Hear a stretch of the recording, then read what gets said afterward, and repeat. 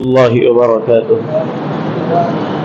الحمد لله رب العالمين، والصلاة والسلام على أشرف الأنبياء والمرسلين سيدنا ونبينا ومولانا محمد وعلى آله الطيبين الطاهرين وأصحابه الأكرمين أجمعين، وعلى من أحبهم وتبعهم بإحسان أجمعين إلى يوم الدين. أما بعد، فأعوذ بالله من الشيطان الرجيم. بسم الله الرحمن الرحيم.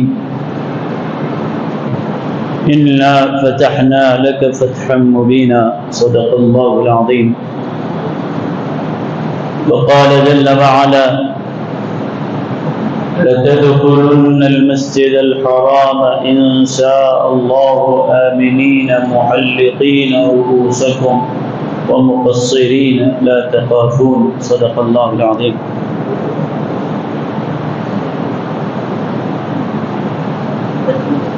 درود پاک کا نذرانہ پیش کریں، پڑھیں اللہم صلی علی سیدنا محمد وعلی آلہ وصحبہ افضل صلواتک وعدد معلوماتک وبارک وسلم. مکرم حاضرین، معزز سامعین، رمضان المبارک کا یہ عظمت والا مہینہ جہاں اپنے اندر رحمت کا، مغفرت کا اور جہنم سے آزادی کا یہ پیغام لے کر آتا ہے، یہ سوغات لے کر آتا ہے، وہیں اس ماہ مبارک میں اسلامی تاریخ سے جڑی ہوئی اہم چیزیں ہیں، جس میں غزوہ بدر بھی ہے اور فتح مکہ بھی ہے. اللہ تعالیٰ نے 20 رمضان المبارک کو سن 8 ہجری میں فتح مکہ کا یہ عظیم موقع لایا اور مسلمان فاتح کی حیثیت سے مکہ مکرمہ میں داخل ہوئے. نبی کریم صلی اللہ علیہ وسلم 10 رمضان کو آپ مدینہ منورہ سے مکہ مکرمہ کی طرف نکلے. اصل بات یہ تھی کہ حضور صلی اللہ علیہ وسلم سن 6 ہجری میں آپ نے یہ ارادہ فرمایا کہ عمرہ کریں. تو اس لیے جب آپ تشریف لے جا رہے تھے تو تقریباً 1400 صحابہ آپ کے ساتھ رہے اور سب نے احرام بھی باندھ لیا عمرے کا اور عمرے کی نیت سے مکہ مکرمہ کی طرف چل پڑے. لیکن مکہ مکرمہ سے قریب ہی سارے مسلمانوں کو روک دیا گیا. احرام کی حالت میں تھے. حدیبیہ ایک مقام ہے، حدیبیہ پر سارے مسلمانوں کو روک دیا گیا. بات چیت کی گئی کہ دیکھیے ہم صرف عمرے کی نیت سے آئے ہیں، احرام میں ہیں، صرف عمرہ کر کے واپس چلے جائیں گے. لیکن وہ لوگ ضد پر تھے، اڑے رہے. سمجھایا گیا کہ دیکھو کوئی اور ارادہ نہیں ہے، ہمارے پاس کوئی ہتھیار بھی تو نہیں ہے، احرام میں ہیں، بس آئیں گے عمرہ کر کے جائیں. لیکن روک دیا گیا اور سختی کی جا رہی تھی. نبی کریم صلی اللہ علیہ وسلم نے اعلان فرما دیا کہ دیکھو یہ لوگ عمرہ کرنے کے لیے جانے نہیں دے رہے ہیں، رکاوٹیں پیدا کر رہے ہیں. ہم پلٹ کے مدینہ منورہ واپس چلے جائیں گے، بعد میں آ کر عمرہ کی قضا کریں. لیکن ظاہر سی بات ہے کہ ایک عام مسلمان احرام پہن چکا، باندھ چکا ہے، لبیک پڑھ چکا ہے اور بالکل مکے کے قریب جا چکا ہے، اس سے یہ نہیں ہو سکتا کہ کعبے کے قریب پہنچے اور بغیر طواف کر کے واپس آئے. تو وہ تو ایمان صحابہ کا تھا، وہ تو ایمان ان ہستیوں کا تھا کہ وہ ان کے دل یہ بات کیسے قبول کر لے کہ احرام پہن کر یہاں تک آئے اور بغیر عمرہ کے واپس چلے جائیں، یہ نہیں ہو سکتا۔ لیکن جذبہ جو تھا، انہوں نے کہا کہ یا رسول اللہ صلی اللہ علیہ وسلم، اگر یہ تو سراسر زیادتی ہے، سب لوگ آ رہے ہیں کعبے کے پاس، ہر ایک کو اجازت ہے، تو پھر ہمیں اجازت کیوں ہوتا جا رہا ہے؟ حضرت عمر بن خطاب رضی اللہ عنہ نے عرض کی، حضور ہم حق پر ہیں کہ نہیں ہیں؟ ہاں ہم حق پر ہیں۔ پھر یہ کیا بات ہے؟ اور ہم طاقت پہ ہیں، آج ہمارے پاس طاقت ہے، قوت ہے، اگر کوئی ہم کو خامخواہ روک رہا ہے، زیادتی کر رہا ہے، ہم مقابلہ کرنے کی ہمت رکھتے ہیں۔ نبی کریم صلی اللہ علیہ وسلم کے دربار میں جب وہ عرض کر رہے تھے، حضرت ابوبکر رضی اللہ عنہ نے ان کو رکا دیا، عمر رک جاؤ، تمہارا جذبہ اپنی جگہ ہے، محبت اپنی جگہ ہے، کعبے کی عقیدت اور محبت اپنی جگہ ہے، لیکن یہ بھی تو دیکھو یہ فیصلہ اللہ کے رسول صلی اللہ علیہ وسلم کا ہے۔ تو یہ کون کہہ رہے ہیں؟ بس اتنا جانو کہ یہ اللہ کے رسول ہیں، یہ جو بولتے ہیں یہ اپنی خواہش سے نہیں، رب کے فرمانے سے بولتے ہیں۔ تو اسی لیے ان کی کوئی بات کا انکار نہ کرو، خاموش رہ جاؤ، سمجھا دیا حضرت عمر کو۔ لیکن اب احرام کون اتارے؟ کہا کہ ہم کو عمرہ نہیں کرنا ہے، لیکن احرام کو اتارنے کے لیے آمادہ نہیں ہو رہے تھے۔ دیکھیے ایسے وقت میں نبی کریم صلی اللہ علیہ وسلم کے ایک زوجہ محترمہ ساتھ تھی، آپ نے یہ منظر کو دیکھا، صحابہ کے ایمانی کیفیات کو دیکھ کر کہا کہ حضور یہ لوگ احرام نہیں اتارے، بس ایک ہی طریقہ ہے کہ آپ اپنا احرام اتار دیں، خود بخود یہ احرام اتار دیں۔ حضور صلی اللہ علیہ وسلم اندر گئے، اپنا احرام جیسے نکالا، اب کسی کو بولنے کی ضرورت نہیں ہے، کہا کہ محبوب جس لباس میں ہے ہم اسی لباس میں، یہ احرام میں ہے تو ہم احرام میں، یہ احرام اتار دے تو ہم بھی سادہ لباس میں۔ تو اس کے بعد بات چیت چلتی رہی، اور مکہ مکرمہ سے جو وہاں کے ذمہ دار سردار تھے ان کی طرف سے مختلف لوگ آتے رہے، بات چیت چلتی رہی، اور آخری میں یہ طے پایا کہ اب صلح ہو جائے، کوئی جنگ نہیں ہوگی، کوئی صلح ہو جائے۔ اور صلح میں یہ طے پایا کہ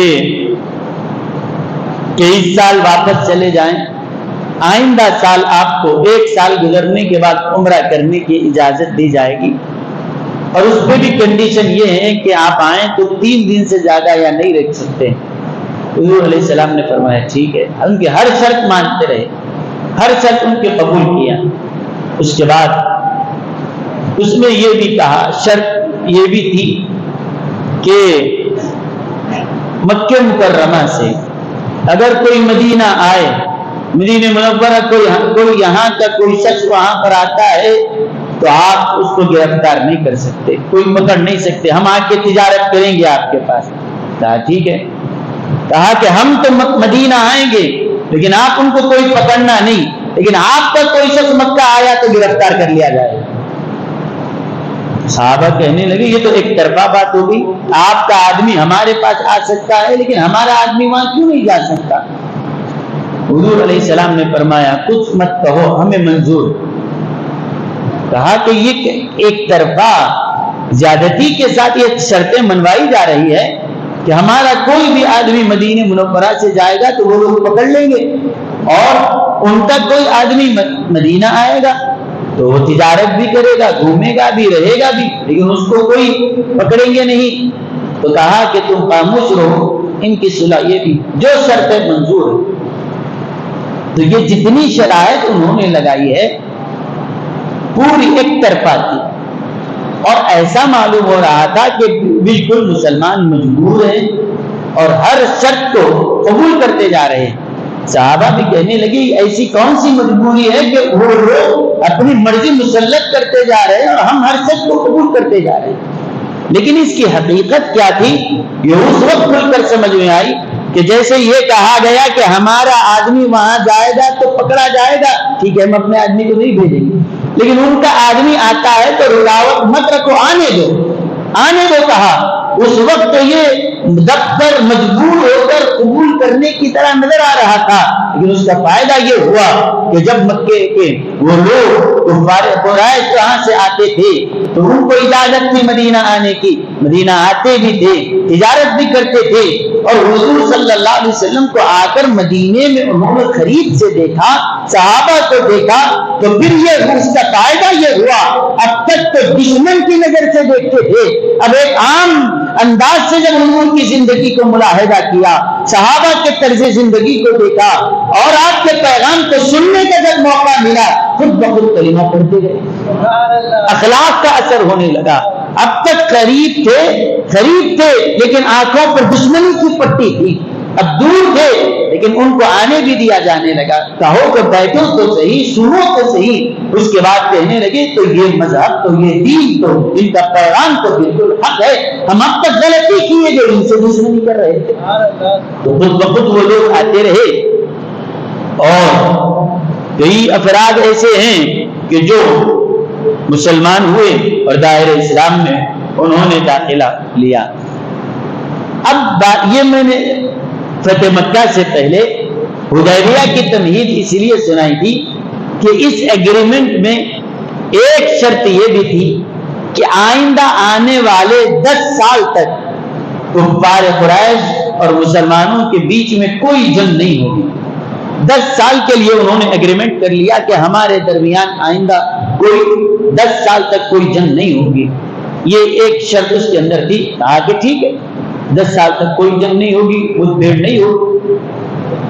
اور ساتھ میں مکہ مکرمہ کے اطراف کئی اور قبائل تھے، کئی اور لوگ آباد تھے، وہاں پر رہتے تھے، وہ قبیلوں کی بھی آپس میں ایک دوسرے سے دشمنیاں تھیں، لڑاکو قوم تھی، ایک دوسرے سے مخالفت وہ کرتے تھے۔ اب وہ جتنے چھوٹے چھوٹے قبیلے تھے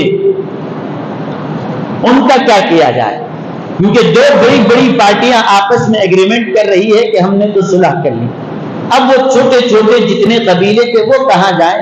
کہا کہ ان کو بھی اختیار دے دو، یہ چاہتے ہیں تو یہ مکے والوں کے ساتھ ہو جائیں قریش کے ساتھ، یا چاہتے ہیں تو مسلمانوں کے ساتھ ہو جائیں، سب کو یہ آزادی دے دی جائے کہ آپ جس کے ساتھ جانا چاہتے ہیں چلے جائیں۔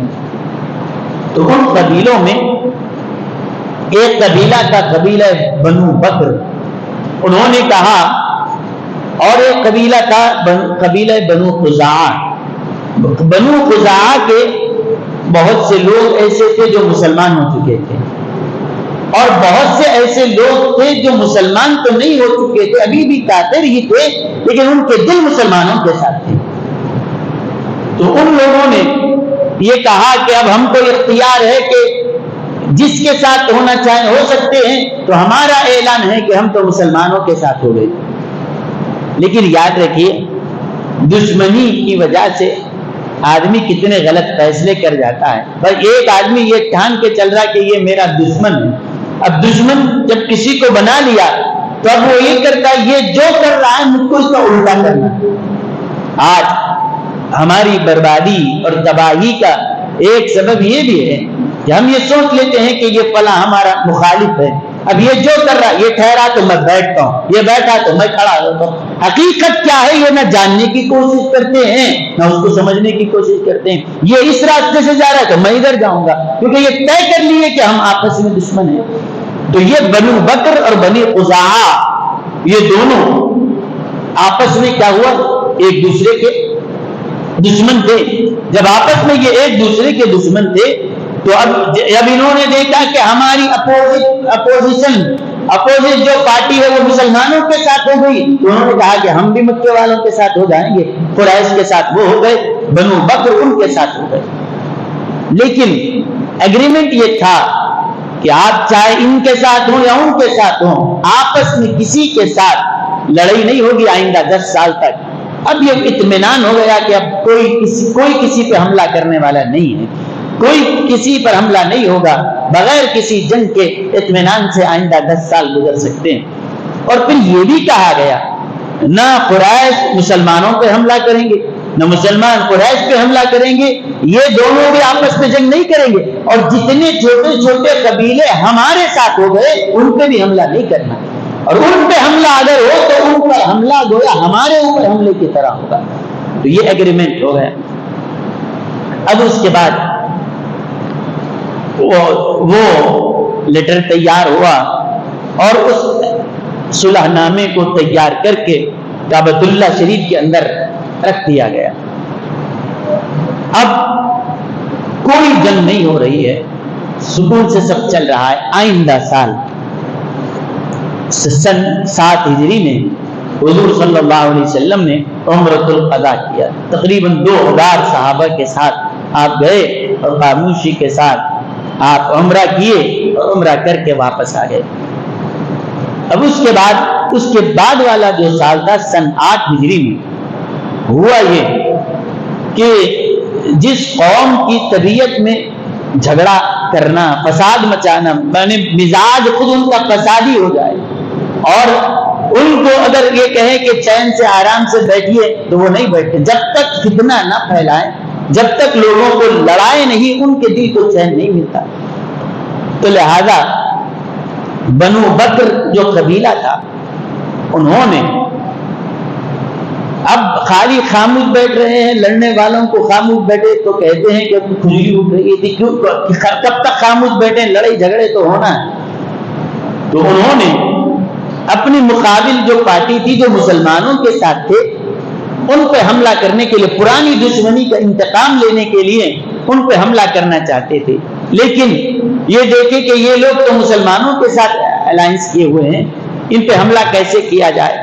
چنانچہ وہ مکے کے جو مشرکین تھے ان کے پاس گئے، ابو جہل کا بیٹا بھی تھا اس نے، ان کو اور دیگر سرداروں سے کہا کہ دیکھو ہم ان پہ حملہ کرنا چاہتے ہیں، بنو خزاعہ پہ، لیکن ہمارے پاس ہتھیار نہیں۔ دیکھیے مزاج میں فسادی پن ہے، لڑنے کے لیے ہتھیار بھی نہیں ہے، نہ فوج ہے، لیکن اندر سے نفس اکسا رہا ہے کہ کچھ جنگ کیا جائے اور فساد مچایا جائے۔ ہتھیار ہے نہ کوئی فوج ہے۔ مکہ کے قریش سے انہوں نے کہا کہ آپ ہماری مدد کیجیے، اسلحہ فراہم کیجیے اور کوئی بہادر جوانوں کو بھی دیجیے، ہم بنی خزاعہ پہ حملہ کرنا چاہتے ہیں۔ انہوں نے کہا کہ دیکھو ہمارا ایگریمنٹ ہے، آئندہ 10 سال تک کوئی جنگ نہیں ہوگی، اور نہ مسلمانوں پہ حملہ ہوگا، نہ اس قبیلے پہ حملہ ہوگا جنہوں نے مسلمانوں سے الائنس کیا، کسی سے نہیں ہوگا۔ انہوں نے کہا کہ بہت اصرار کیا، تو اس کے بعد کہا کہ تم اگر ہمارا ساتھ نہیں دیتے تو نہیں دیتے، کم از کم ہتھیار کو جو ہم لڑ لیتے۔ اس کے بعد پھر آمدہ جب یہ تیار ہوئے کہ ہتھیار دیں گے، پھر اور فورس کیا کہ دیکھو آپ آئے تو پریشانی یہ ہے کہ لوگ پہچان لیں گے کہ تم لوگ آئے ہو، اور وعدہ کیے ہیں اور ایگریمنٹ کیے، اس کے باوجود وعدے کو توڑ رہے ہو۔ ایک کام یہ کرو، ہم رات میں حملہ کریں گے، کسی کو پتہ ہی نہیں چلے گا کہ کون آیا تھا، اور چہرے ڈھانک کر جائیں گے، رات کے اندھیرے میں حملہ کر کے آ جائیں گے۔ انہوں نے کہا اگر ایسی بات ہے تو ہم ہتھیار بھی دیں گے، خود بھی آئیں گے، کہ اندھیرے میں کون آیا اور مار کے چلا گیا معلوم بھی نہیں ہوگا۔ چنانچہ مکے کے قریش نے بنو بکر کا ساتھ دیا، اپنے آدمی بھی دیے، اپنے جوان بھی دیے اور اسلحہ بھی فراہم کیا، اور رات کے اندھیرے میں آئے اور بنو خزاعہ پر حملہ کیا۔ وہ لوگ رات میں سو رہے تھے، رات کے اندھیرے میں حملہ کیا، اور اس طرح سے کئی لوگوں کو انہوں نے مار دیا۔ اب اس کے بعد جب وہ سارا قبیلہ لٹ گیا، ان کے لوگ مارے گئے، تو وہ سیدھا ان کا جو قبیلے کا جو سردار تھا اٹھا اور کہا کہ اونٹ لیا اور سیدھا مدینہ منورہ کی طرف چل پڑا کہ اب حضور صلی اللہ علیہ وسلم سے فریاد کی جائے گی کہ دیکھو ہم آپ کے ساتھ تھے اور انہوں نے یہ معاہدہ کیا کہ کوئی جنگ نہیں ہوگی، اس کے بعد بھی انہوں نے ہم پر حملہ کیا۔ تو انہوں نے گویا کہ جو ایگریمنٹ ہوا تھا اس کو مسلمانوں نے نہیں توڑا، ان کافروں نے توڑا، مشرکین نے توڑ دیا تھا۔ ایگریمنٹ برخاست ہو گیا عملی طور پر۔ اب یہ شخص ابھی نکلے ہیں کہاں سے؟ مکہ مکرمہ سے بھی نکلے، وہاں مدینہ منورہ میں۔ یہ جو بات میں آپ سے کہہ رہا ہوں یہ علامہ ابن حجر اسقلانی رحمۃ اللہ علیہ نے فتح الباری میں لکھا ہے، جو بخاری کی شرح، حضور صلی اللہ علیہ وسلم اپنے گھر میں وضو کر رہے اور ام المؤمنین حضرت میمونہ رضی اللہ عنہا یہاں پر آپ کے ساتھی، حضرت میمونہ رضی اللہ عنہا سے حضور علیہ السلام نے اس سے پہلے والے سال جب آپ عمرے کے لیے گئے تھے، اس وقت حضرت میمونہ سے آپ نے نکاح فرمایا۔ حضرت میمونہ کے پاس آپ تھے اور مدینہ منورہ کی بات ہے، آپ وضو کر رہے، وضو کرتے کرتے آپ نے لبیک لبیک لبیک 3 بار فرمایا اور اس کے بعد فرمایا نصرتا نصرتا نصرتا۔ لبیک کا مطلب یہ ہے کہ میں تیرے پاس آ رہا ہوں، تو بے فکر رہ، میں آ رہا ہوں۔ اور اس کے بعد کیونکہ لبیک اللہ کے دربار میں حاضر ہونے کے لیے، کعبے کی طرف جانے کے لیے پڑھ رہے ہیں، تو مطلب یہ ہوگا کہ اے اللہ میں حاضر ہوں، میں حاضر ہوں۔ کسی اور کے لیے کہا جائے گا کہ لبیک، تو کہیں گے میں آ رہا ہوں۔ اب یہ ہے کہ حضور نے اس کے ساتھ فرمایا تیری مدد کر دی گئی، تیری مدد کر دی گئی اور تیری مدد ہو گئی۔ وضو کر کے جب باہر آئے، حضرت میمونہ رضی اللہ عنہ نے پوچھا حضور وضو خانے میں تو کوئی نہیں ہے، آپ اکیلے کس سے باتیں کر رہے ہیں؟ کوئی سننے والا نہیں ہے، آپ کس کو بول رہے تھے کہ میں تیری مدد میں آ رہا ہوں تیرے پاس؟ آپ نے یہ کس سے کہا کہ تیری مدد کر دی گئی، تیری مدد کر دی گئی؟ کون ہے آپ؟ کس سے باتیں کر رہے تھے؟ نبی کریم صلی اللہ علیہ وسلم نے فرمایا سنو، بات ہو رہی ہے مدینہ منورہ میں، واقعہ ہوا رات کے اندھیرے میں، یہاں پر مکہ مکرمہ میں حملہ ان پر ہوا۔ اللہ کے حبیب علیہ السلام فرماتے ہیں اے میمونہ سنو، رات کے وقت بنو بکر نے بنو خزاعہ پہ حملہ کیا، ان کے اتنے لوگ مارے گئے ہیں اور وہ پریشانی کے عالم میں ان کا سردار نکلا ہے ہمارے سے فریاد کرنے کے لیے، وہ جنگلوں میں ہے اور وہاں سے پکار رہا ہے اے محمد عربی میری مدد فرمائیے۔ حضور یہاں بیٹھ کر فرماتے ہیں کہ میں نے اس کا جواب دے دیا، جا میں نے تیری مدد کر دی ہے، جا میں نے تیری مدد کر دی۔ تو پتہ کیا چلا کہ اللہ تعالی نے اپنے رسول کریم صلی اللہ علیہ وسلم کو وہ علم عطا فرمایا ہے کہ مدینے میں آپ ہیں اور مکہ مکرمہ میں وہاں پر رات کی تاریکی میں کوئی حملہ ہو رہا ہے، یہاں گھر میں بیٹھ کے آپ خبر بھی دے رہے ہیں اور کوئی وہاں سے فریاد کر رہا ہے، فریاد کو سن بھی رہے ہیں اور وعدہ بھی کر رہے ہیں کہ تیری مدد کے لیے میں آنے والا ہوں۔ فرمایا تیری مدد کی کر دی گئی، تیری مدد کر دی گئی، بے فکر ہو۔ اب یہ بات ہوئی، کسی کو نہیں معلوم کہ کیا ہوا، حضرت میمونہ نے تو سن لیا تھا، اب وہ انتظار کر رہی تھی کہ وہ شخص کب پہنچے گا۔ وہ اعلان آپ نے فرمایا تھا کبھی کے، اور اس کے بعد میں وہ نکل کر جب آیا مدینہ منورہ، حضور صلی اللہ علیہ وسلم نماز پڑھ کے مسجد میں ہی تھے، صحابہ ہی بھی تھے، وہ شخص آیا اور رو رو کر فریاد کرنے لگا کہ ہم نے آپ کے ساتھ کیا ہے اور آج ہمارا حال یہ ہوا کہ اس طرح مارے گئے ہیں۔ اور وہ اشعار پڑھنے لگا، اشعار میں فریاد کرنے لگا کہ یا رسول اللہ ہماری مدد فرمائیے، ہمارے گھر لوٹے گئے، ہم کو مارا گیا ہے ہمارا ساتھی۔ حضور صلی اللہ علیہ وسلم نے فرمایا کہ ٹھیک ہے تم بے فکر رہو، ضرور تمہاری مدد کی جائے گی۔ اس کے بعد آپ نے اعلان فرما دیا کہ وہ صاحب کو سمجھا دیا۔ اس کے بعد حضرت عائشہ رضی اللہ عنہا سے فرمایا عائشہ ہم سفر پہ جانے والے ہیں، تیاری کرو۔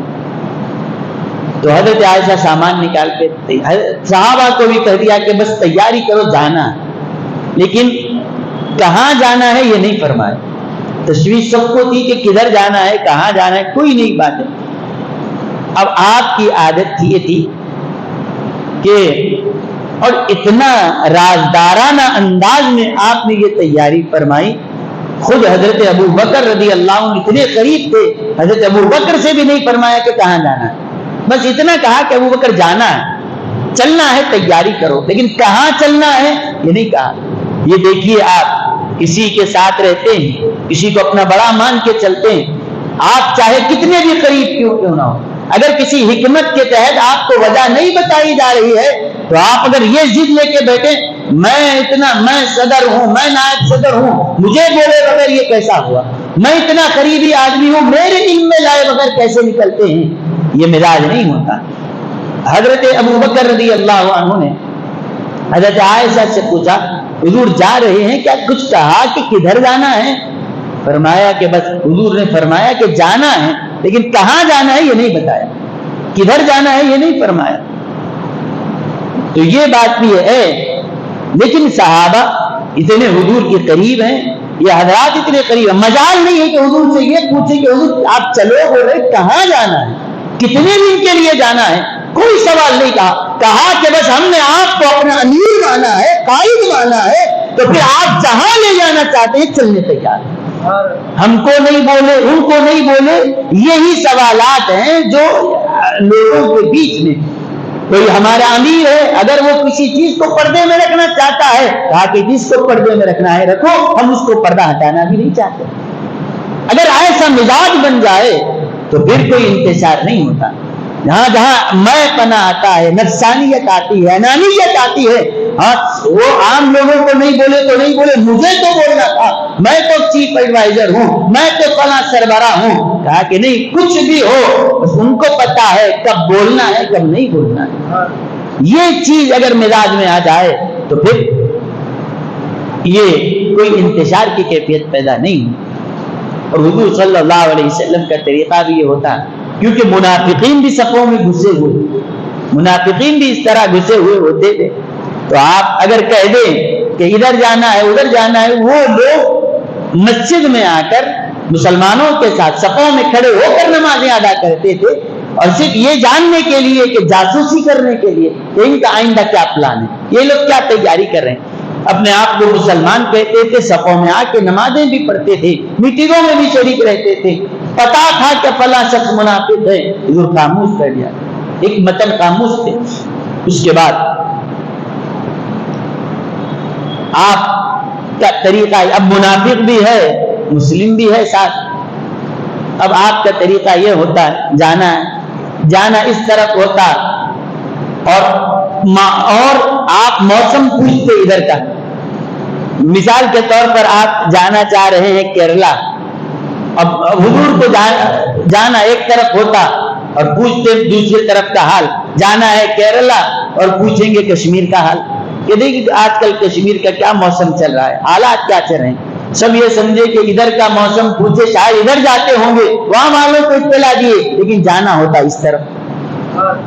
تو یہ ایک حکمت ہوتی ہے، تو آپ اس حکمت کے ساتھ جب تیاری کرنا شروع کر دیے، لیکن حالات یہ بتا رہے تھے کہ بعض سمجھنے والے سمجھ گئے کہ یہ مکہ مکرمہ کی طرف نکلنے کا ارادہ، اور یہاں پر مکے والوں کو جب اس کی اطلاع ملی کہ یہ ایسا قصہ ہے، حضور صلی اللہ علیہ وسلم نے ابھی آپ نے نکلنے کا ارادہ فرمانے سے پہلے مکے والوں کو ایک لیٹر بھیجا، اس میں کہا کہ دیکھیے آپ آج جو اسلام کو بدنام کیا جاتا ہے، یہ دہشت گردی پھیلاتا ہے، یہ تلوار کے زور پہ پھیلا ہے، ایسے وقت میں جب انہوں نے ایگریمنٹ توڑ دیا، حملہ کرنے کا مسلمانوں کو حق تھا، لیکن اللہ کے رسول علیہ السلام نے ابھی تلوار نہیں اٹھائی، پہلے ان کے پاس ایک پیغام بھیجا۔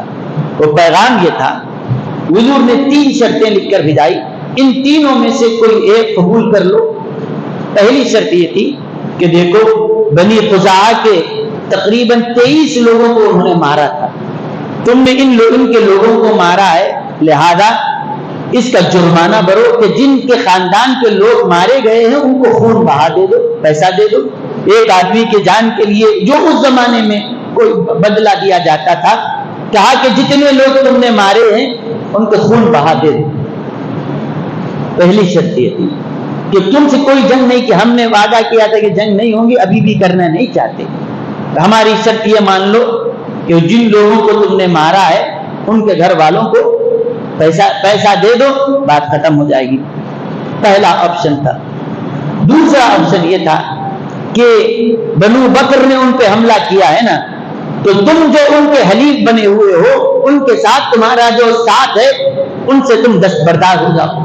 کہا کہ ہم نے ان کو اپنے اندر سے نکال دیا، اس کے بعد ان کے ساتھ کیا کرنا ہے ہم دیکھ لیں گے، یا ان سے دستبردار ہو جاؤ۔ دوسری شرط، پہلا یہ کہ پیسہ دے دو، بات ختم ہو جائے گی ان کو، دوسرا یہ کہ وہ بنو بکر سے تم جو ہے دستبردار ہو جاؤ، علیحدہ ہو جاؤ، یہ دو چیزیں۔ تیسری شرط یہ ہے اگر یہ دو چیزیں بھی قبول نہیں کرتے تو تیسرا معاملہ یہ ہے کہ حدیبیہ کی جو شرائط ہے، جو اگریمنٹ ہوا تھا، اب یہ اعلان کر دو کہ وہ اگریمنٹ ختم ہو گئی۔ یہ تین حضور نے لکھے۔ اب جو سب جا کر ان کے سامنے پڑے گئے، پیسہ دو ان کو، کہا کہ پیسہ 1 روپیہ نہیں دیں گے ان کو، کوئی پیسہ ویسا نہیں دیا جائے گا۔ ٹھیک ہے، دوسری شرط یہ تھی کہ بنو بکر سے تم علیحدہ ہو جاؤ، کہا کہ ان کو بھی نہیں چھوڑتے، یہ دو بھی نہیں ہوگا۔ کہا تیسرا آپشن یہ تھا کہ حدیبیہ کا جو اگریمنٹ ہوا تھا اس کے برخاستگی کا اعلان کر دو۔ کہا کہ ہاں، کیونکہ فخر میں تھے، اکڑ میں تھے، کہنے لگے ٹھیک ہے جاؤ، ہم نے اگریمنٹ توڑ دیا۔ اب زبان سے بھی بول دیے، کیونکہ حملہ کر کے تو عملی طور پہ تو توڑ دیے تھے کہ لڑائی نہیں ہوگی کر کے وعدہ کیا تھا، لڑائی کر کے عملی طور پر تو توڑ دیا تھا، آج زبانی طور پہ بھی اعلان کر دیا کہ جاؤ ہم نے حدیبیہ کا معاملہ توڑ دیا۔ اب جب توڑ دیا، یہاں پہ تو جب بول دیے حضور تک اطلاع پہنچ گئی، کہہ دیا گیا کہ انہوں نے حدیبیہ کا جو اگریمنٹ تھا اس کو توڑ دیا۔ اب یہاں تو بول دیے، اب پریشان ہو گئے کہ دیکھو ہم بولنے کو تو توڑ دیے، لیکن اب اگر حملہ اگر ہو تو پھر کہاں سے اب ان کے مقابلہ کرنے کی ہمارے پاس طاقت نہیں ہے، اب کیا کیا جائے؟ اس کے بعد انہوں نے ابو سفیان کا انتخاب کیا، وہ مکے میں سردار مانے جاتے تھے۔ ابو سفیان سے کہا، میں ابھی ابو سفیان بول رہا ہوں، آگے چل کے رضی اللہ عنہ بولوں گا، بعد میں وہ صحابی بنے۔ ابو سفیان کو کہا کہ جاؤ اور آپ جا کر بات کر کے آؤ۔ اور دیکھیے ابو سفیان کو چننے کی دو وجہ تھی، اور لوگوں کو بھی بھیج سکتے تھے۔ ابو سفیان کو بھیجنے کی ایک وجہ یہ تھی کہ یہ مکے کے سردار تھے، بڑا ان کا پوزیشن تھا، ان کی بات مانی جاتی ہے، ایک بات یہ تھی۔ دوسری بات یہ تھی کہ وہ لوگ یہ سمجھ رہے تھے کہ ابو سفیان کی ایک لڑکی، ابو سفیان کی بیٹی حضور صلی اللہ علیہ وسلم کے نکاح میں تھی، تو وہ سمجھ گئے کہ یہ جا کر کہیں گے تو ان کی بیٹی حضور کے نکاح میں ہے، اور یہ اگر جائیں گے تو شاید مسئلہ آسانی سے حل ہو جائے، اور کیا کیا ان کے پیچھے اغراض تھے نہیں معلوم۔ وہ گئے اور سب سے پہلے مدینہ منورہ پہنچ کر اپنی بیٹی سے ملاقات کی، اور کہا کہ جب سے گئے اور گھر میں جا کر تخت پہ جہاں پر حضور کا بستر تھا اس پہ بیٹھنا چاہتے تھے، ان کی بیٹی نے بستر کھینچ لیا۔ حضرت ام حبیبہ نے بستر کھینچ لیا، کہا کہ بیٹی اپنے باپ کو بیٹھنے نہیں دے رہی، کیا بات ہو؟ کہا کہ رشتہ اپنی جگہ ہے، باپ ہونا اپنی جگہ ہے، یہ اللہ کے رسول کا بستر ہے، اس پر میں کسی نجس کو بیٹھنے نہیں دوں، تم اس قابل نہیں ہو کہ مصطفیٰ کے اس بستر پہ بیٹھو۔ ہٹا لیا۔ کہا کہ بیٹی تم میرے ساتھ یہ کر رہی ہو؟ کہا کہ ایک بیٹی اور باپ کا جو تعلق ہے وہ اپنی جگہ ہے، لیکن حضور کا ادب اپنی جگہ ہے، اس مسند پہ تم کو تو بیٹھنے نہیں دیا جائے گا۔ کہا کہ بیٹی ذرا میری کچھ سفارش کرو کہ وہ جو اگریمنٹ ہم نے توڑ دیا تھا اب اس کو پھر سے اس کو جوڑنا چاہتے ہیں، اس کی تجدید کرنا چاہتے ہیں۔ کہا کہ اس مسئلے میں میں کچھ نہیں بول سکتا۔ کہا کہ اب کس کو ڈھونڈیں، کوئی نہ کوئی تو مضبوط وسیلہ ہو، کس کو تلاش کیا جائے۔ کہا کہ دیکھا کہ حضرت ابو بکر کے پاس جائیں، ان سے کہیں گے۔ حضرت ابو بکر کو جا کر کہا کہ ابو بکر جاؤ، بس اتنا کام کرو، بس اتنی سفارش کرو کہ میں ابو سفیان حضور سے ملنا چاہتا ہوں، اور میں جو کہنا چاہتا ہوں حضور اس کو قبول فرمانے۔ حضرت ابو بکر خاموش بیٹھ گئے۔ حضور نے جس سے منہ موڑ لیا ہم اس کو منہ نہیں لگاتے۔ اب اس کے بعد یہ گیا حضرت علی کے پاس، اور حضرت علی سے کہنے لگا کہ دیکھو کچھ بھی کرو، اور بس یہ جو اگریمنٹ ہوا اس کی تجدید ہو جائے۔ اب ہم اس وقت تو بول دیے لیکن جنگ تو نہیں کر سکتے، یہی اور آئندہ 10 سال کا جو تھا اس کی تجدید کر دیا جائے، پھر سے اس کو رینیول کرا دیا جائے۔ حضرت علی رضی اللہ عنہ نے فرمایا ہماری یہ مجال نہیں تو حضور کی مرضی کے خلاف کوئی کام کرے، بس حضور نے جو فرمایا بس وہی ہوگا۔ حضور صلی اللہ علیہ وسلم خاموش رہے، ابو سفیان کو کوئی جواب نہیں دیا، وہ واپس پلٹ کر چلے گئے، واپس آ گئے اور کہا کہ ہم نے بہت بڑی غلطی کر لی۔ اب اس کے بعد ہوا یہ کہ حضور صلی اللہ علیہ وسلم مکہ مکرمہ سے تقریباً 10,000 صحابہ کے ساتھ آپ مدینہ منورہ سے مکے کی طرف نکلے، اور اس کے بعد جب آگے بڑھے، سیرت کی کتابوں میں یہ بھی ہے کہ 10,000 کا لشکر تھا، یہ بھی ہے کہ 12,000 کا لشکر تھا، تو یہ کوئی آپس میں ٹکراؤ کی بات نہیں تھی۔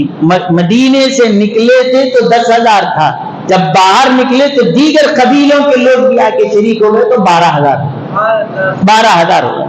12,000 کا لشکر لے کر حضور صلی اللہ علیہ وسلم مکہ مکرمہ کی طرف گئے، اور مکہ مکرمہ سے پہلے ایک بڑا میدان ہے جس کو مر بحران کہتے، وہاں پر آپ نے پڑاؤ ڈالا، اور وہاں پر جب پڑاؤ ڈالا اس کے بعد صحابہ سے کہا کہ دیکھیے اپنے اندر بھی سمجھداری بھی ہونا چاہیے، اور جو جنگ لڑائی وغیرہ سب اپنی جگہ ہے، لیکن ہم بھی اپنے آپ کو ایسے رکھیں، اپنے آپ کو ایسے بنائے رکھیں کہ ہماری حالت کیا ہے، ہماری طاقت کیا ہے، غیر کو بتا بھی تو چلے۔ حضور صلی اللہ علیہ وسلم نے فرمایا کہ 12,000 یہاں حضور کے ساتھ لوگ ہیں، ان کو فرمایا کہ ایک جگہ مت بیٹھو، پورے پہاڑ پہ پھیل جاؤ، پورے میدان میں پھیل جاؤ، اور پورے میدان میں سب الگ الگ پھیل گئے۔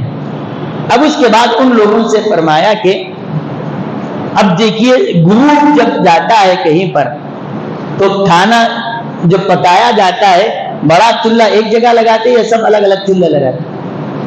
جو پورا گروپ ہو تو ایک جگہ پکوان ہوتا ہے۔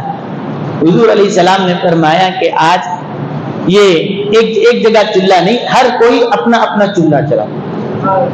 تو اب ایک پورے میدان میں رات کا وقت ہے، اندھیرے میں 12,000 لوگ اپنے اپنے چولہے جلائے ہوئے۔ اس کے بعد حضور علیہ السلام کو پتا تھا کہ مکے والے آ کے دیکھنے والے ہیں کہ ہم کس پوزیشن میں۔ ابو سفیان بھی آئے اور بھی لوگ آئے، اور جا کر جیسے ہی اس منظر کو دیکھا کہ جہاں تک نظر جا رہی ہے پورا میدان بھرا ہے اور ہر جگہ آگ ہی آگ نظر آ رہی ہے، چولہے چل رہے ہیں، یہ ایسا ان کے اوپر اثر ہوا کہ ابو سفیان گھبرا گئے اور آ کر مکے والوں سے کہا کہ دیکھو ان سے کوئی صلح کر لو اور امان طلب کر لو، جنگ کے بارے میں سوچنا بھی نہیں، اتنا بڑا لشکر دیکھ کر آیا ہوں کہ ان سے مقابلہ نہیں ہو سکتا۔ یہ حضور علیہ السلام نے ایسی ان کی پوزیشن بنا دی تھی، بس ایک ہیبت طاری ہو گئی۔ اب وہ حضور کے چچا حضرت عباس رضی اللہ عنہ، ابو سفیان سے ان کی دوستی تھی، ابو سفیان آ کر ان کو پکڑ لیا کہ آپ کچھ بھی کر کے مجھے حضور کے پاس لے کر چلے۔ حضرت عباس نے ابو سفیان کو حضور کے پاس پہنچا دیا۔ حضرت عمر نے دیکھا تو تلوار نکال لی، آج دشمن آ گیا ہے، حضور اجازت دو ابھی اس کی گردن اڑاتا ہوں۔ حضرت عمر طیش میں تھے، حضرت عباس کھڑے ہوئے، میں نے ابو سفیان کو امن دی، فرمایا چچا نے جس کو امن دی ہے ہم نے بھی اس کو امن دے دی، کوئی ان کو کچھ نہیں کرے گا۔ وہ اب دیکھیے اتنے لشکر کے بیچ میں ہیں، تب بھی ایک آدمی اکیلا ہے لیکن اس کی جان کو امان دی ہوئی، کوئی ذرا اس کے بال کے برابر بھی کوئی خروش نہ آنے پائے۔ اس کے بعد وہ جو باتیں کرنا تھا کرتے رہے۔ اس کے بعد حضور صلی اللہ علیہ وسلم کے پاس سے وہ نکلے، کہا کہ ان کو کوئی نقصان نہ پہنچائے، لے جا کر چھوڑ دو۔ تفصیلی گفتگو وہاں پر ہوئی، اور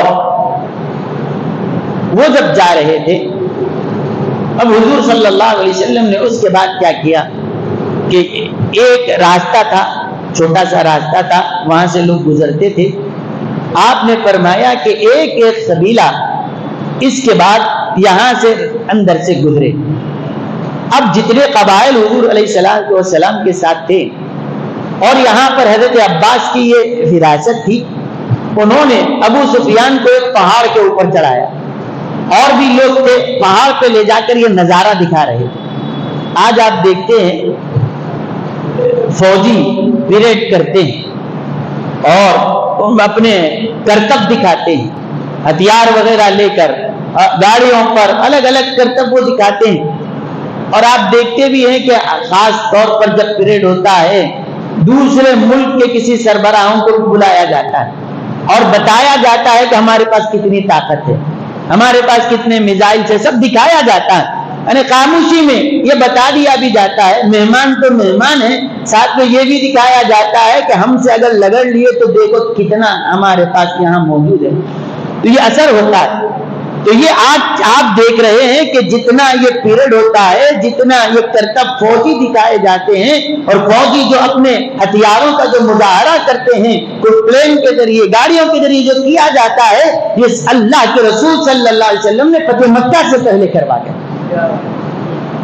اب ایک ایک قبیلہ اپنے ہاتھوں میں جو ہتھیار وغیرہ جو ان کے تھے رکھ کر مارنا کرنا ہے نہیں, بس صرف یہ کہ اپنی شان و شوکت کا اظہار کرنا ہے, بس اسی سے ان کو مرعوب کرنا ہے. تو ایک قبیلہ گزرا تو کہا کہ یہ لوگ کہاں تھے, کیسے تھے, کیا ہو گئے. وہ دیکھ کے پریشان ہو گئے کہ کس طرح سے یہ جوان جا رہے ہیں. اس کے بعد دوسرا قبیلہ ایک الگ انداز میں پیریڈ کرتا ہوا جا رہا ہے. پھر اس کے بعد مدینہ منورہ کے جو حضرات تھے وہ جا رہے تھے. ابو سفیان دیکھ کے حیران ہو گئے, یہ مکے سے نکلے تھے تو کیسے کمزور تھے اور آج کتنی طاقتور ہو کر قوم یہ آئی ہے. کہا کہ یہ سب ہیں, حضور کہاں پر ہیں؟ تو کہا کہ پیچھے. پھر حضور علیہ الصلوۃ والسلام کی سواری بھی آئی. تو یہ تو فوجیوں کے کرتب اپنی جگہ تھے, ان کا پیریڈ اپنی جگہ تھا, لیکن جب حضور کی سواری آ رہی تھی تو نبوت کا, رسالت کا جو جلال آپ کے چہرے پر تھا اس کو دیکھ کر ابو سفیان کانپنے لگا. ابھی یہ پیریڈ کو دیکھ کر, فوجیوں کی شان اور آن کو دیکھ کر, جس انداز سے یہ جا رہے ہیں اس کو دیکھ کر یہ قوم سے جا کر کہنے لگا کہ دیکھو میں آج اپنی آنکھوں سے دیکھ کر آیا. رات میں وہ آگ کا منظر دیکھا تھا, دن میں آج فوجیوں کو دیکھا کہ یہ اتنے طاقتور بن کے آئے ہیں کہ ان سے مقابلہ ممکن نہیں, ان سے مقابلہ نہیں کیا جا سکتا. بس ایک ہی صورت میں جاؤ, امن امن امن طلب کر لو. لیکن ابو سفیان کی جو بیوی تھی ہندا, وہ آ کر ابو سفیان کو پکڑی کہ تو ہمارا سردار اتنا بزدل کہ تو ہتھیار ڈالنے کی بات کر رہا ہے. کہا کہ اس کو, یہ اگر نہیں ہے تو ہٹاؤ اس کو, ہم جا کر مقابلہ کریں گے. وہ کہا کہ یہ نہیں ہو سکتا, یہ کیسی بزدلی کی باتیں کر رہا ہے. تو ابو سفیان نے کہا کہ دیکھو تمہیں معلوم ہے کہ میں کتنا طاقتور ہوں, تمہیں معلوم ہے کہ میں کتنا ہمت والا ہوں, لیکن آج جس شان سے محمد عربی آ رہے ہیں ہمت والوں کی ہمت ٹوٹ گئی ہے, ان سے مقابلہ نہیں کیا جا سکتا. وہ ایسے ان کے صحابہ اس جذبے میں ساتھ آ رہے ہیں, اور ایمان کی طاقت کے آگے ہماری طاقت کچھ نہیں ہے. بس ایک ہی چیز ہے کہ بس صلح کر لو. حضور صلی اللہ علیہ وسلم اس کے بعد مکہ مکرمہ میں داخل ہوئے, اور یہ لوگ کہنے لگے کہ اب کیا کیا جائے. آپ نے مکے میں داخل ہونے سے پہلے اعلان کر دیا کہ دیکھو ہم مکے میں آ رہے ہیں, ہم لڑائی جھگڑا نہیں چاہتے. فوجیوں کو بھی پابند کر دیا, کوئی ہتھیار نہ اٹھائے, کوئی کسی پہ حملہ نہ کرے. اور آپ نے 3 الگ الگ حصوں میں لوگوں کو بانٹ دیا. مکہ مکرمہ کے ایک حصے سے آپ داخل ہوئے جہاں پر آج جنت المعلا مکے کا قبرستان ہے. حضور صلی اللہ علیہ وسلم اس طرف سے آئے اور آپ کا جھنڈا وہاں پر گاڑا گیا.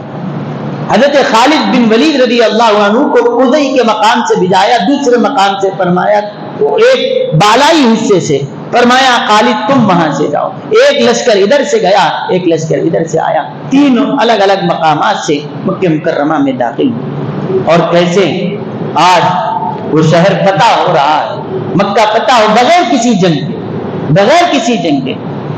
حضور علیہ الصلوۃ والسلام فاتح کی حیثیت سے مکے میں جا رہے, سینہ تان کر تکبر کرتے ہوئے نہیں, بلکہ آپ نے عاجزی سے اپنے سر کو جھکا لیا. صحابہ کہتے ہیں کہ اس وقت حضور صلی اللہ علیہ وسلم نے کالے رنگ کا امامہ باندھا ہوا, کالا امامہ آپ باندھے ہوئے تھے, اور آیت پڑھتے جا رہے تھے انا فتحنا لک فتحا مبینا، اور سر تان کر نہیں، سر جھکا کر اللہ کا شکر کرتے ہوئے عاجزی کے ساتھ سر اتنا جھکائے کہ اونٹ کی پالان سے آپ کا سر ٹکرا رہا تھا، اتنی عاجزی کے ساتھ مکہ مکرمہ میں آپ داخل ہوئے۔ اب اندر داخل ہونے کے بعد آپ نے اعلان کر دیا کہ سنو، جو کوئی شخص مسجد حرام میں کعبے کے پاس آ جائے اس کے لیے امان ہے، اس کو نہیں مارا جائے، یا جو کوئی شخص اپنے گھر کا دروازہ بند کر دے اس کے لیے امان ہے۔ حضرت عباس نے کہا کہ حضور، ابو سفیان ایک سردار ہے، بڑا ہے، تو بڑے لوگ کچھ اپنے لیے کوئی عزت والی چیز چاہتے ہیں، ذرا ایک اعلان اس کے بارے میں بھی کر دیجئے۔ حضور نے اعلان کیا، دشمن تھا لیکن حضرت عباس نے کہا کہ حضور اس کے لیے کچھ تو اعلان کر دو۔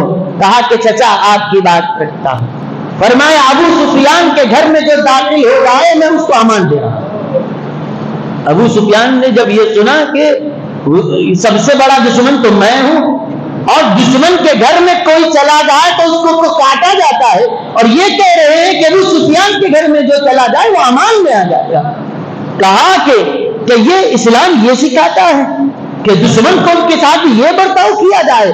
ہم تو سمجھ رہے تھے کہ ابو سفیان بھی مارا جائے گا، ابو سفیان کے ساتھ جتنے لوگ ہیں سب کاٹے جائیں گے، ہم تو یہ سوچ رہے تھے، لیکن یہ تو یہ کہہ رہے ہیں کعبے میں جو جائے وہ امن میں ہے، ابو سفیان کے گھر میں جو آ جائے وہ امن میں ہے۔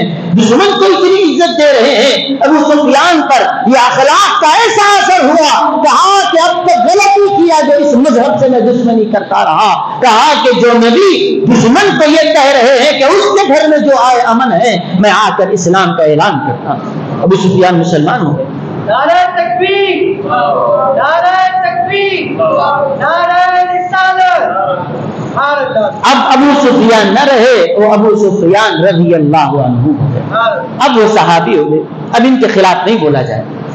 پہلی زندگی جو تھی ایمان لا لیے، صحابی بن گئے، اب بات ادب کے ساتھ ہے۔ اب اس کے بعد حضور صلی اللہ علیہ وسلم حضرت ام ہانی رضی اللہ عنہا کے گھر تشریف لے گئے، ان کے گھر میں غسل فرمایا۔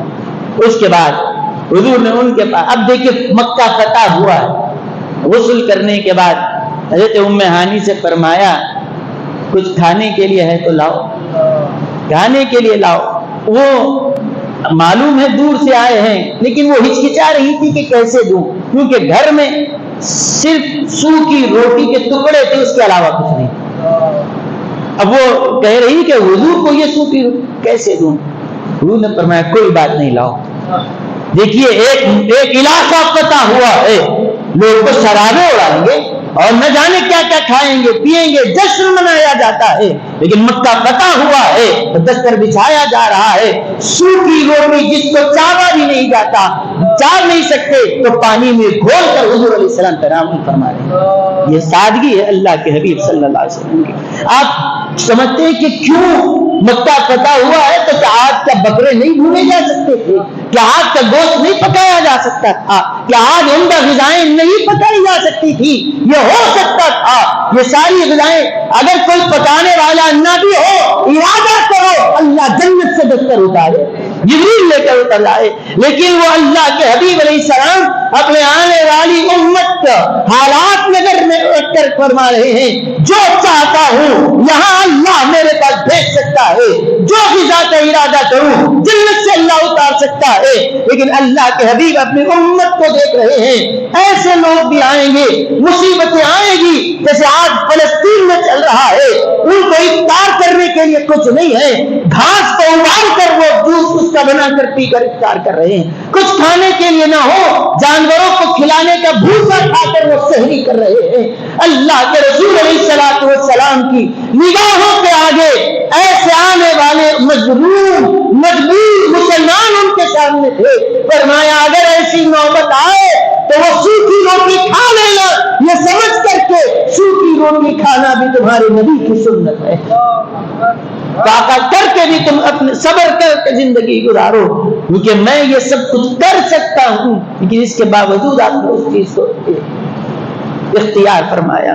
اس کے بعد وہ سرکہ لائی آپ نے روٹی کے ساتھ. کوئی سالن کہا کہ سالن کچھ نہیں, سرکہ لائی اور سرکے سے آپ نے اس کے اوپر روٹی پر کچھ سرکہ ڈالا اور اس کے بعد آپ نے تناول فرما لیا. اس کے بعد کہا ایک روٹی ہی تو کھائی تھی ان کے گھر میں, لیکن اس کا بدلہ یہ کیا, وہ آخرت کا بدلہ تو اپنی جگہ ہے, لیکن اسی وقت اعلان کر دیا ام ہانی کے گھر میں جو آ گیا اس کو بھی ہمارا. حضرت ام ہانی کو بھی یہ اعزاز دی ہے. اس کے بعد آپ وہاں سے غسل بھی فرمائے اور وہاں سے نکل کر 8 رکعت نماز آپ حضرت ام ہانی کے گھر میں پڑھے, چاشت کی نماز تھی. اس کے بعد وہاں سے فارغ ہو کر آپ کعبۃ اللہ شریف کے پاس آئے, صحابہ آپ کے پاس آتے ہیں, اور اس کے بعد وہاں پر جتنے بت بٹھا کر انہوں نے رکھے تھے آپ نے ان سبوں کو نکال دیا. جاء الحق وزهق الباطل پڑھتے جاتے تھے اور صحابہ ایک ایک بت کو نکال کر باہر رکھے. 307 بت وہاں پر انہوں نے بٹھائے تھے, وہ پورے خالی کر دیے. اور اس کے بعد آپ وہ پورے جب بت نکلے تب آپ اندر داخل, تب آپ کعبے میں داخل ہوئے. علماء نے فرمایا کہ حضور علیہ الصلوۃ والسلام جب تک وہ گندگی اندر تھی آپ نہیں گئے, اس کو صاف کرایا, اس کے بعد جو گندگی نکلی آپ اندر تشریف لے گئے. تو پتہ یہ چلا ہم بھی یہ چاہتے ہیں کہ ہمارے دل کے اس گھر میں حضور کو بلانا چاہتے ہیں تو پہلے دل کے اندر سے یہ گندگیوں کو دور کریں, اس کے بعد اپنے نبی کو اپنے گھر میں بلائیں. ہم کہتے ہیں میرا سینہ مدینہ ہے, میرا سینہ مدینہ کب ہے؟ اندر سے یہ دشمنیاں, کینے, کپٹ اور یہ خواہشات, یہ ساری گندگیاں بھی جمع کر کے رکھ رہے ہو اور چاہتے ہیں اللہ کا نور بھی آ جائے, مصطفیٰ کا نور بھی سینے میں آ جائے. یاد رکھیے ایک ہی جگہ پر اچھی اور بری چیز دونوں جمع نہیں ہو سکتی. پہلے اس کو صاف کرو, اس کے بعد بلاؤ.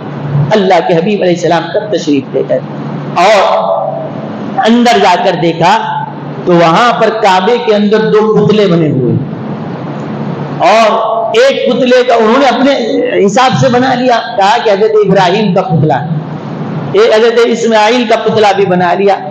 حضور علیہ الصلوۃ والسلام نے, اور ان کے ہاتھوں میں وہ جو فال نکالتے تھے اس کے تیر بھی ان کے ہاتھ میں تھے. حضور نے فرمایا کیسی نادان قوم, حضرت ابراہیم کبھی ایسے کام نہیں کرتے, یہ جو فال نکالنے کا کام یہ نہیں کرتے تھے حضرت ابراہیم. اور لیکن ان کو کیا معلوم کہ حضرت ابراہیم کی صورت کیسی تھی, اپنے حساب سے تو بنا دیا کرتے ہیں. لیکن اللہ کے رسول صلی اللہ علیہ وسلم نے اب تک تو چڑی کی نوک سے یہ سارے بت گرائے گئے, لیکن یہ حضرت ابراہیم کا جو مجسمہ تھا, فرمایا حضرت ابراہیم ایسے تو نہیں تھے, انہوں نے اپنے خیال سے تو بنا لیا. لیکن آپ نے فرمایا کہ یہ جو تصویریں وہ بنائے ہوئے تھے, تصویر جو حضرت ابراہیم کی انہوں نے بنائی تھی, حضور صلی اللہ علیہ وسلم نے فرمایا اس کو گراؤ. حالانکہ وہ غلط ہے, غلط ہے. حضرت ابراہیم ویسے تو نہیں تھے جیسے یہ تصویر بنائے تھے, لیکن فرمایا کہ اس کو گراؤ نہیں, بلکہ کہا کیا کرو, کہا کہ زعفران کا پانی زعفران منگایا, اس کو گلایا اور فرمایا کہ زعفران کے پانی سے اس کو پوچھو. یعنی پوچھنا بھی ہو تو خوشبو کے پانی سے پوچھنے لگایا, کہا کہ ختم بھی ہوگا تو اعجاز کے ساتھ. حالانکہ یہ تصویر وہ نہیں تھی. حضرت شیخ الاسلام بانی جامع نظامیہ فرماتے ہیں یہ تصویر حضرت ابراہیم کی تو نہیں تھی, حضرت ابراہیم ویسے تو نہیں تھے, لیکن چونکہ تھی تو غلط لیکن نسبت تو حضرت ابراہیم سے تھی, اس نسبت کا لحاظ رکھتے ہوئے حضور نے زعفران کے پانی سے اس کو پوچھا. کہا کہ چیز تو وہ نہیں ہے, حقیقت تو وہ نہیں ہے, لیکن نسبت ادھر ہو گئی ہے تو پھر آپ نے اس کا بھی لحاظ رکھا, اس نسبت کا لحاظ رکھا. حالانکہ وہ چیز وہ نہیں تھی, لیکن نسبت چونکہ حضرت ابراہیم کی تھی اسی لیے آپ نے اس کو زعفران کے پانی سے پوچھا. اس کے بعد کعبۃ اللہ شریف کے اطراف میں اندر ایک ایک کونے میں آپ تشریف لے گئے اور آپ نے وہاں پر نماز ادا فرمائی.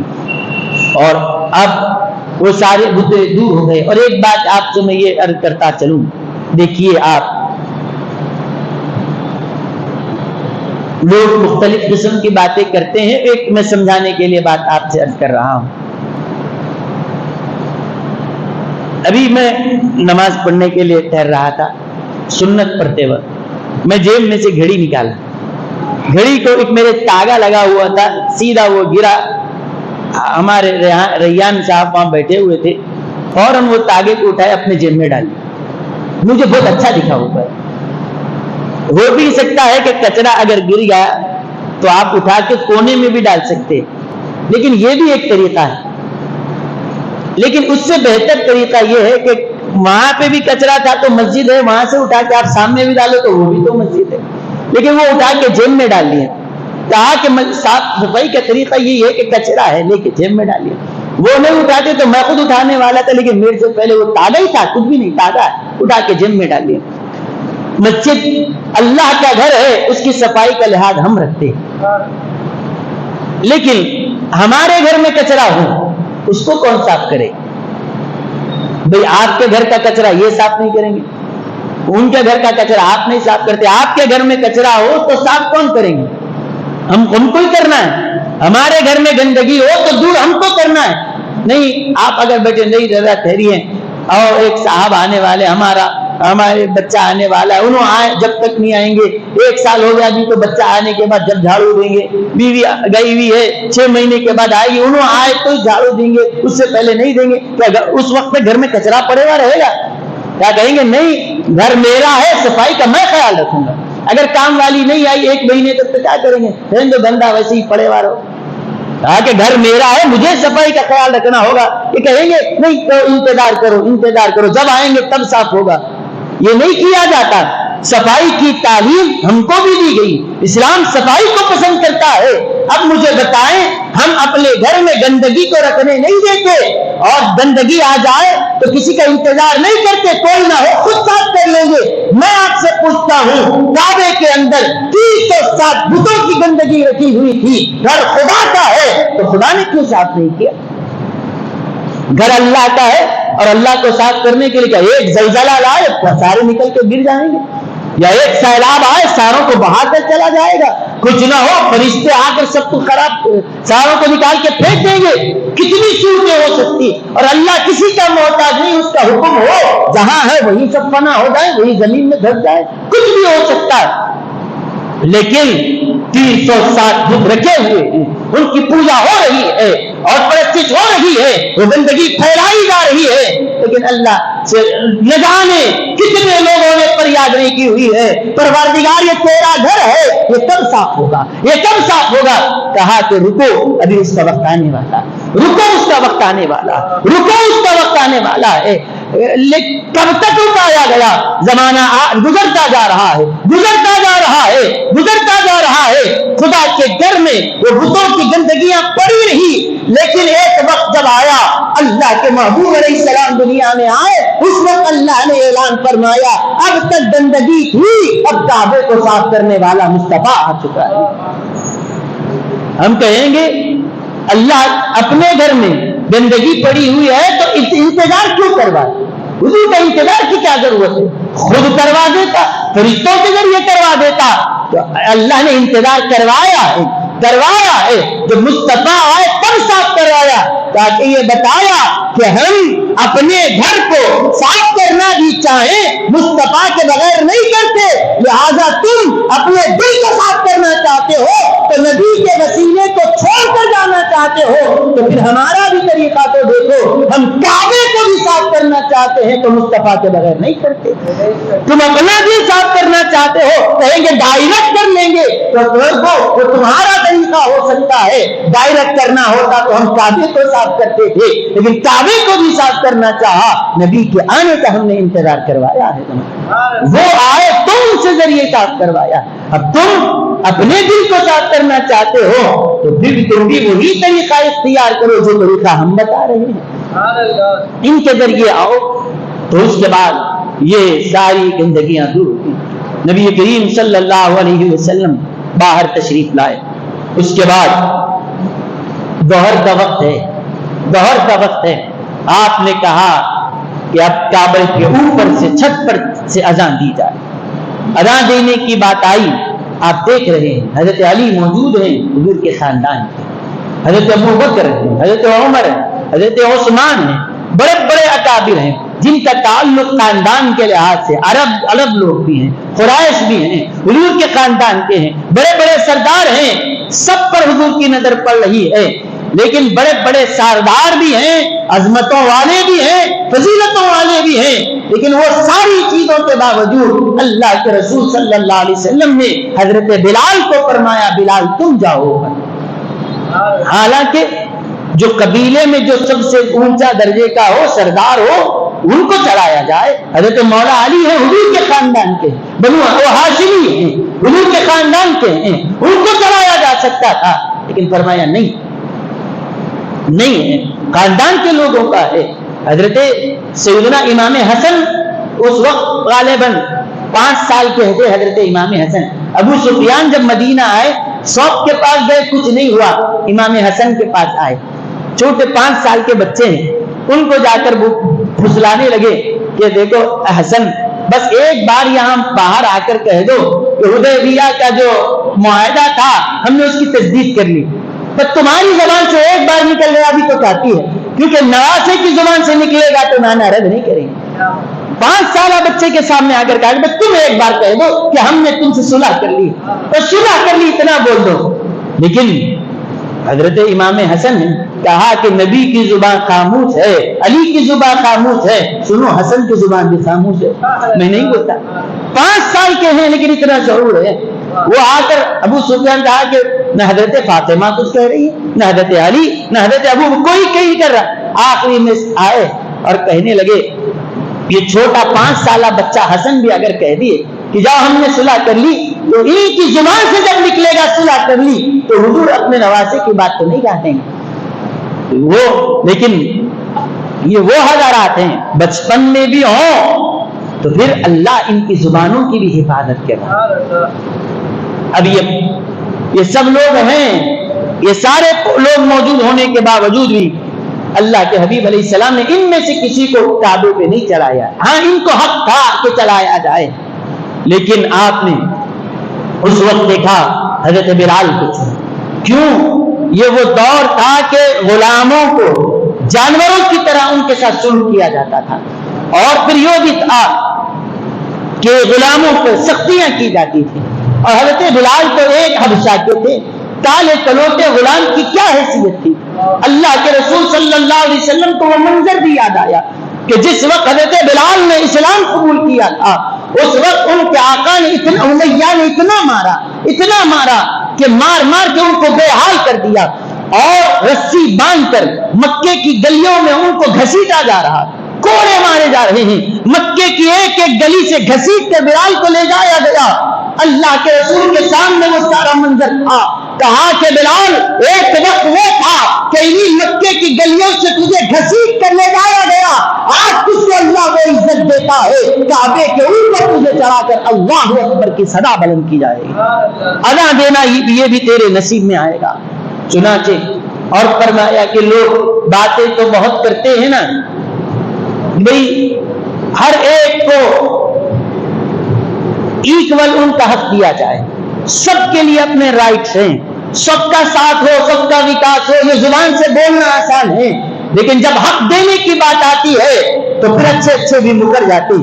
اللہ کے رسول صلی اللہ علیہ وسلم نے فرمایا کہ ہم صرف زبانی دعوے کرنے والے نہیں ہیں کہ سارے انسانوں کو برابر کے حقوق دیے جائیں، اور جب دینے کی بات آئے تو اپنے اپنوں کو دے دو، کمزوروں کو دبا دیا جائے۔ میں صرف زبان کے جو بولنے والا نہیں، عملی طور پر دکھانے والا بھی ہوں کہ سب کو برابر کا حق ہے، غلام کو بھی حق ہے۔ ہم زبان سے بول کر نہیں، بلال کو کعبے کو چڑھا کر بتاتے ہیں کہ غلاموں کو ایسا بھی حق دیا جاتا ہے، کمزوروں کو ایسا حق بھی دیا جاتا ہے۔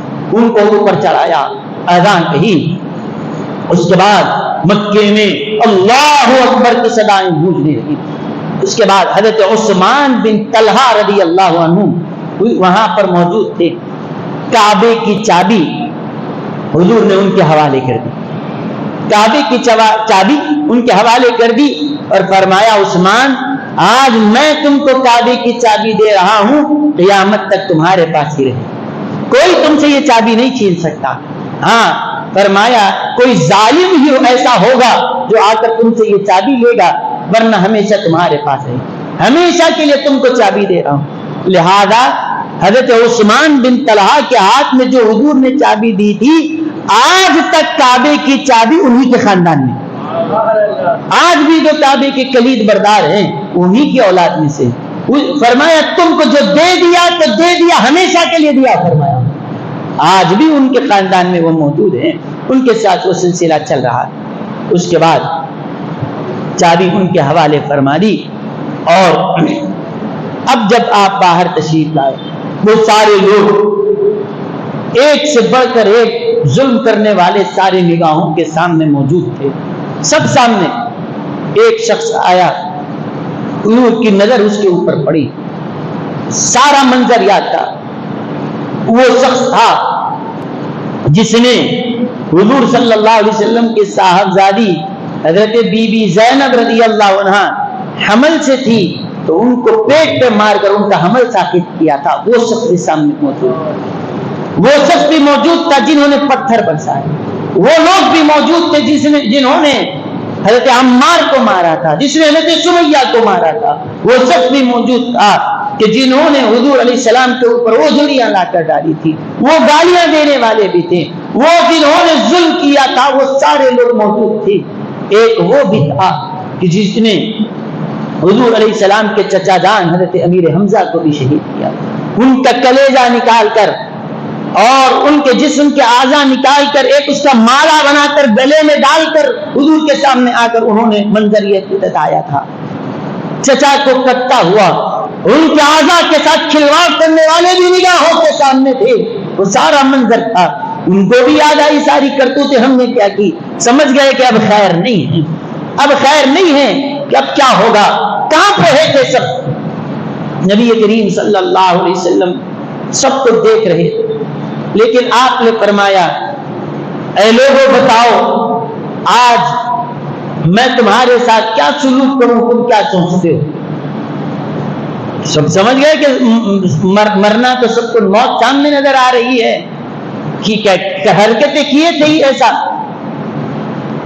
ایک شخص نے کہا کہ آپ کے بارے میں ہم یہ سوچتے ہیں آپ کریم، آپ ہیں بھی کریم، گھرانہ بھی کرم والا ہے، اور کریم گھرانے سے سوائے کرم کے کوئی اور امید نہیں ہے. رحم کرم کرنا آپ کے گھرانے کی شان ہے. تو آپ نے فرمایا کہ جاؤ اذهبوا انتم الطلقاء لا تثریب علیکم اليوم، جاؤ تم سب آزاد ہو.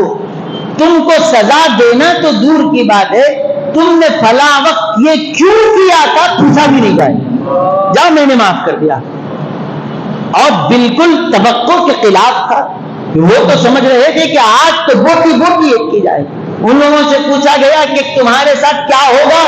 وہ لوگ سمجھے کہ ہمارے ساتھ تو یہ ہوگا کہ ہمیں زندہ رکھ کر ٹکڑے کیے جائیں گے اور ہم پر کتوں کو چھوڑا جائے گا، ایک ایک ہماری بوٹی نوچ کر چیل کپوں کو کھلائی جائے گی. ہم تو یہ سوچ رہے تھے کچھ کرے ایسی حرکتیں. وہ ساری چیزیں ہم کو یاد آ رہی تھی، لیکن حضور علیہ الصلوۃ والسلام نے بس اعلان کر دیا جاؤ تم آزاد ہو.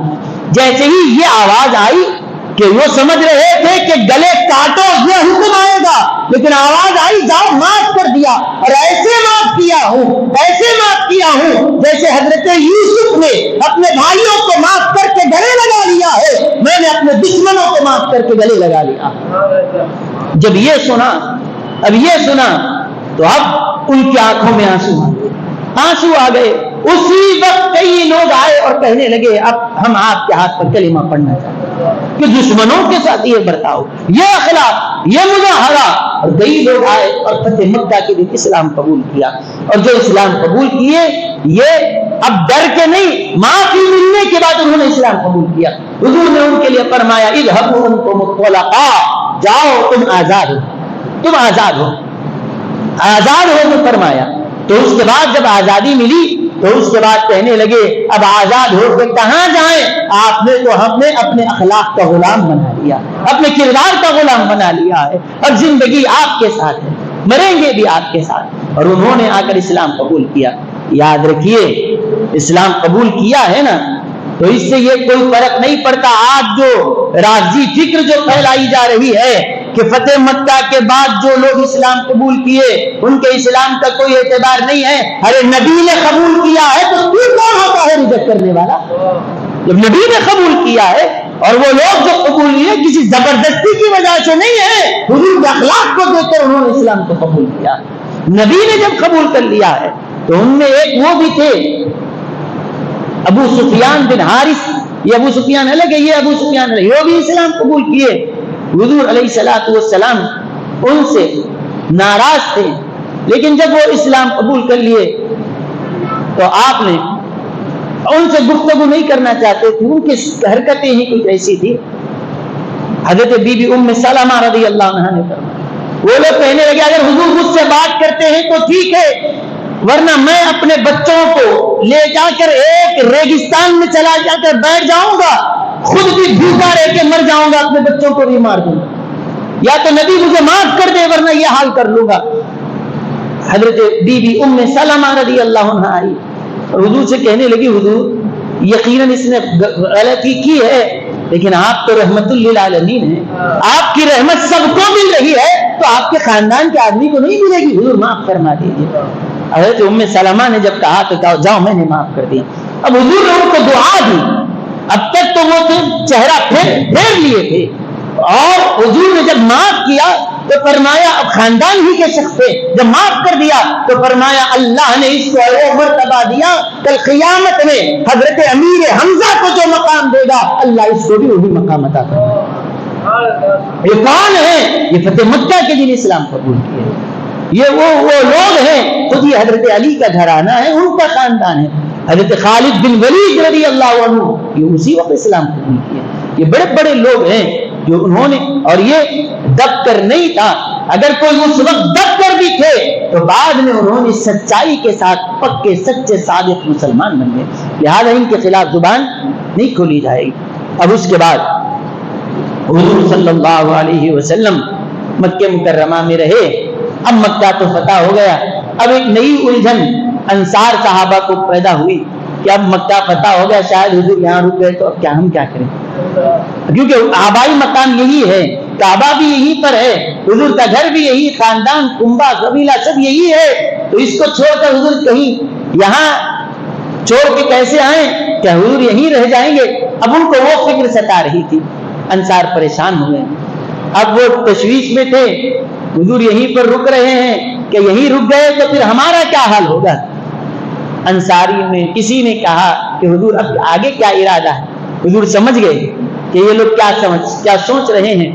انصاریوں سے فرمایا اے مدینے والو سنو، میری زندگی بھی تمہارے ساتھ ہے اور مروں گا بھی تو تمہاری زمین پہ مروں، وفات بھی آئے گی. اب زندگی بھی تمہارے ساتھ ہے، موت بھی تمہارے ساتھ ہے. مدینے والے اتنا خوش ہوئے الحمدللہ مکہ فتح ہوا. ایک خوشی ہے مصطفیٰ ہمارے پاس آ رہے ہیں، دوسری خوشی نہیں ہے. اس کے بعد 15 دن تک آپ مکہ مکرمہ میں رہے. اس کے بعد مدینہ طیبہ آپ واپس آئے تو اتنا یہ عظیم اللہ تعالیٰ نے یہ مرحلہ اسلام کے لیے لایا بغیر کسی جنگ کے. مکہ مکرمہ فتح ہوئی 20 تاریخ کو رمضان المبارک کے اس مہینے میں اللہ تعالیٰ نے یہ خوشی عطا فرمائی. احباب نے خواہش کی تھی کہ اس عنوان پر گفتگو کی جائے، میں نے اس کے چند پہلو آپ کے سامنے رکھے. اللہ تعالیٰ سے میں دعا کرتا ہوں مولا جس طرح تو نے مکہ فتح کیا ہے، مولا رمضان کے اس تشدق میں اے اللہ بیت المقدس بھی فتح فرما دے، مسلمانوں کو بازیابی عطا فرما. وہ لوگ وہ جو وہاں پر ظلم کر رہے ہیں مولا ان ظالموں کو کیفر کردار تک پہنچا. اے اللہ ان مظلوموں کی حفاظت فرما، اے اللہ غیب سے ان کی مدد فرما. صلی اللہ تعالی وسلم علی خیر خلقہ سیدنا محمد وعلی آلہ وصحبہ اجمعین. سبحان ربک رب العزۃ عما یصفون وسلام علی المرسلین والحمد للہ رب العالمین.